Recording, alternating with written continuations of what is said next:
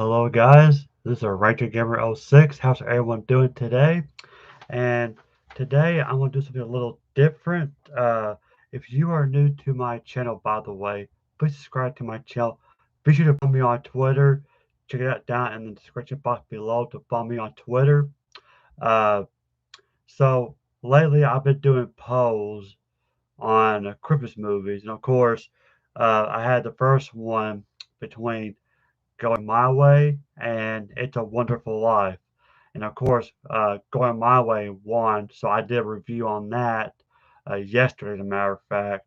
And so yesterday, though, one of my subscribers uh, sent me this trivia page, and I thought it'd be interesting to share with you guys. So it's not really a review per se, uh, but I will go over the case and all that. I'll read the back of it. So here it is. This is a silver screen edition where you got uh, James Stewart and Donna Reed. I love the spine right here in the back.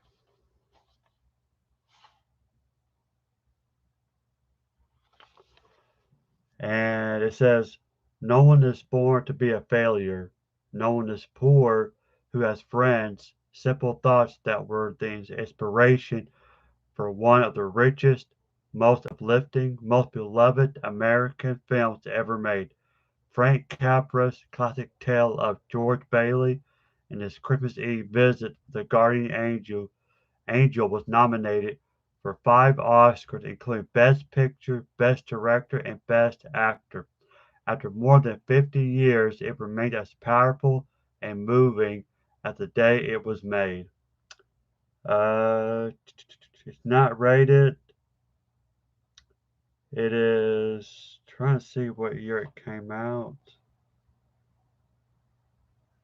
I believe it was 1947. Here's the inside of it.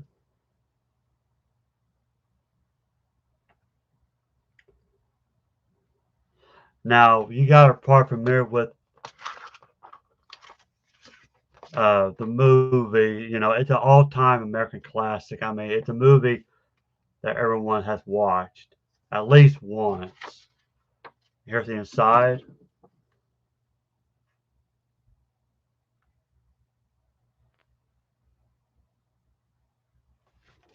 and the back.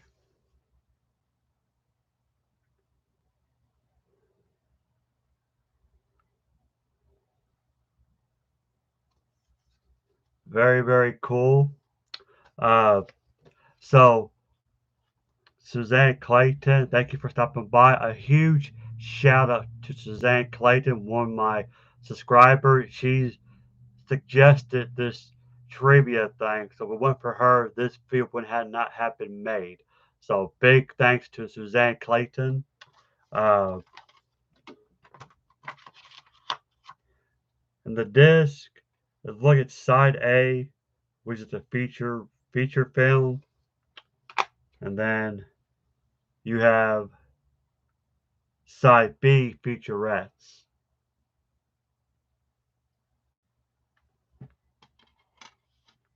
Yeah, I always prefer a picture on the disc. I don't like when they're blank like that, but so yeah. So let's uh before before I get to the trivia, it says this exclusively features on this version a complete digitally remastered feature from the original film negative THX certification for superior sound and picture quality.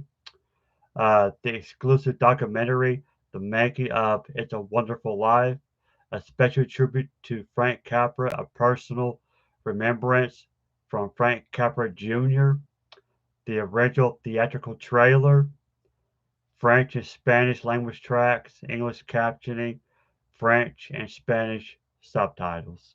So Now let's see what we are going to learn today, because I guarantee you, I don't know anything about this movie. I mean, I watched the movie, of course, it's about George Bailey. His father owns a bank, and then he takes over, and everything falls apart. He loses money and all that good stuff. Well, bad for him, and he gets his family, and everything's falling apart until Clarence, the angel, uh, comes to his rescue. Um, so here is some list of the trivia. This is the actress Bela Bond, who plays Jimmy Stewart's mother, Ma Bailey, in the film, had played his mother 3 times in other productions. Mrs. Smith Goes to Washington, Human Hearts, and the Vivacious Lady. I did not know that actually. That is something that Mr. Smith Goes to Washington is I have not seen that movie, sadly. I do want to watch it though. I heard good things about it. I've seen parts of it, I think, but I never seen like the whole thing from beginning to end. So I need to track it down and watch it. In 1947, the copyright for It's a Wonderful Life lapsed, which made it royalty free to anyone who wanted to show it for the next 20 years.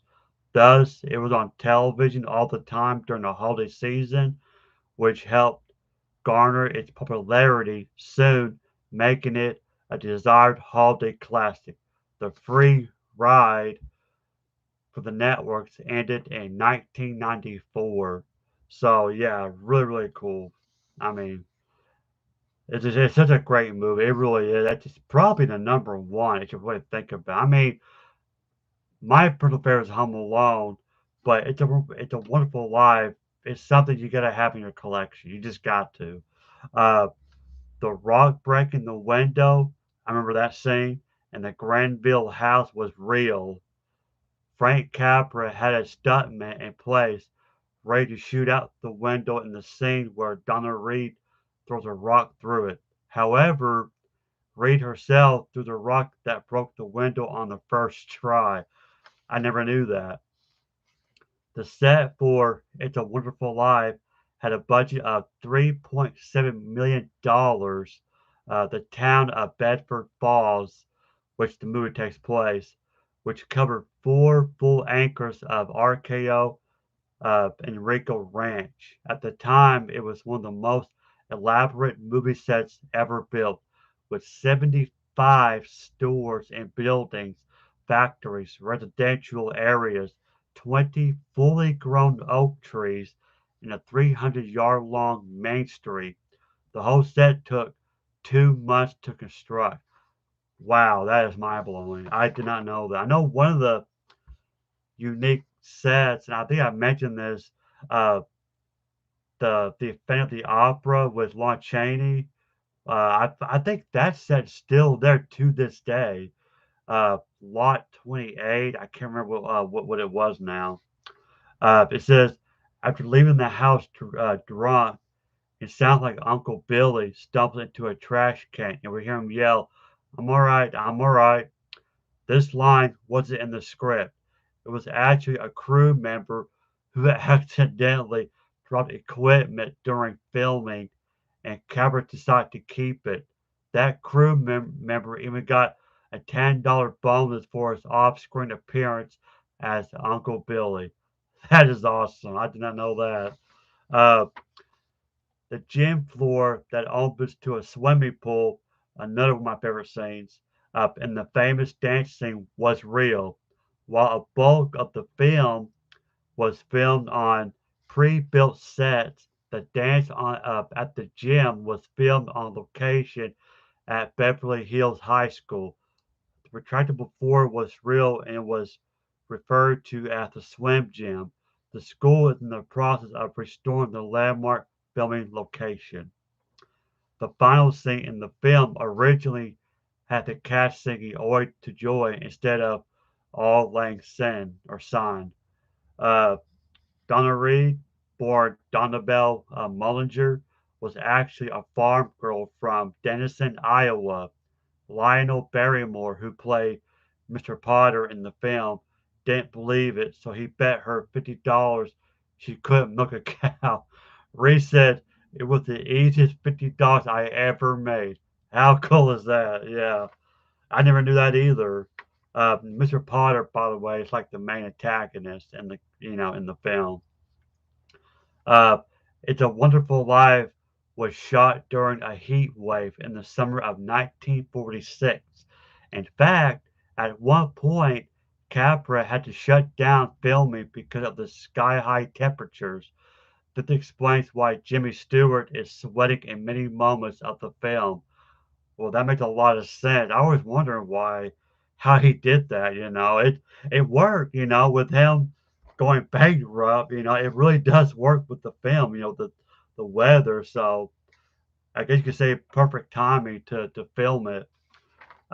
Frank Capra, who was trained as an engineer, worked with special effects supervisor Russell Shearman to create a new type of snow for the film. At the time, painted cornflakes painted cornflakes were the most common type of fake snow used for films, but they created a bit of an audio problem for Capra. So he and Shearman opted to mix the contents found in fire extinguishers, with sugar and water to create a less noisy option, thus pioneering a new type of movie snow. The RKO effects department received a Class 3 scientific or technical award from the Motion Picture Academy for the development of the new film Snow. That is awesome. That is fantastic right there. I mean, cornflakes, it does make sense because it crunches, just like like you would do in snow, how it crunches under your feet. Uh, in 1947, the FBI issued a memo noting that the discrediting of bankers and the treatment of Lionel Barrymore's character as a Scrooge type, that he would be the most hated man in town, was a common trick used by communists. Very interesting. The movie's character Bert and Ernie. I think I know this one. I don't know. The movie's characters Bert and Ernie have no relation to Sesame Street. Jim Henson and his longtime writing partner Jerry Jewell, who was the head writer for the Muppets for 36 years and one of the original writers of Sesame Street, insists this was pure coincidence. At the time of the puppet naming, Jewell says a sharp memory was not among Henson's talents, and while he would have known about the movie It's a Wonderful Life, he never would have remembered the cop and taxi driver were named Bert and Ernie.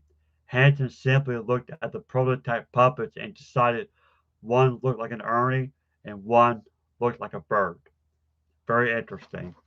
In 2013, producers Alan J. Schwab and Bob Farnsworth announced in 2013 they would continue with the sequel, It's a Wonderful Life, the rest of the story, which they planned for a 2015 release. However, it did take long for Paramount, who owns copyright, to step in and assure fans that no project relating to It's a Wonderful Life can proceed without a license from Paramount. To date, these individuals have not obtained any of the necessary rights, and we would take all appropriate steps to protect those rights. Thank God, uh, movies like that does not need a sequel. I'm so glad. It's we have a very long all-time classic movies like this. Beetlejuice. There's been rumors that they're making a Beetlejuice 2. Although that might be interesting, I don't know if how I feel about that. Movies like that, especially this, need to be left alone. Because you make sequel, you're just going to ruin the story. You're stretching it out. Don't. Okay, it's a classic movie. Leave it alone. It's a traditional movie to pass down to many Americans or worldwide to enjoy. So you got kids, make sure your kids watch. I know the old black and white movie, but I guarantee you they'll get a lot of enjoyment out of it. So I'm glad the sequel did not happen. Up to 25 titles are added each year to the Library of Congress. National Film Registry and It's a Wonderful Life was added in 1990. Each film added to this list is deemed as culturally, historically, or aesthetically significant. Uh, Speaking of that, I think Going My Way was added to the Library of Congress, but I'm not 100% sure on that. And finally, Frank Capra, Donna Reed, and Jimmy Stewart have all called It's a Wonderful Life their favorite movie on which they ever worked. I don't blame them. That's a good movie. So I hope you guys enjoyed this.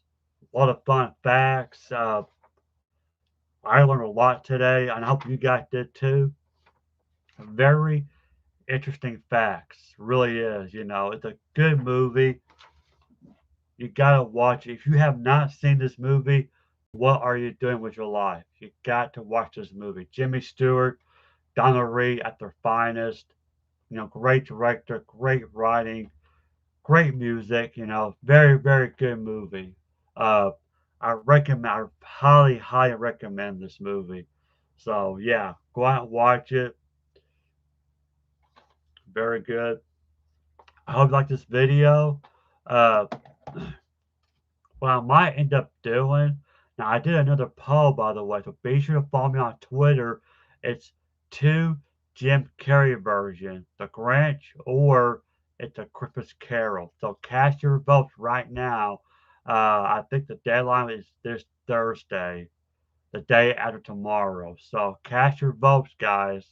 And whichever movie does not win, I'll probably do a trivia on that. So I think that's how I'm going to do it. That way, I'm kind of covering all the movies, whether they win or not. So, yeah. So, thank you for watching, guys. Again, a huge shootout to Suzanne Clayton. Thank you so much. Uh, so, seriously, guys, if you have anything, suggestion, let me know down in the comments below. Thank you for watching. If you're new, subscribe to my channel. Follow me on Twitter. It will mean a lot to me. I'll see you guys later. Have a great week. Uh, Christmas is coming, so I know some of you guys are doing your Christmas shopping. I am almost done. I got to buy just a few more things, and I am done with my shopping. So, thank you for watching, guys, and I'll see you in the next video. Bye.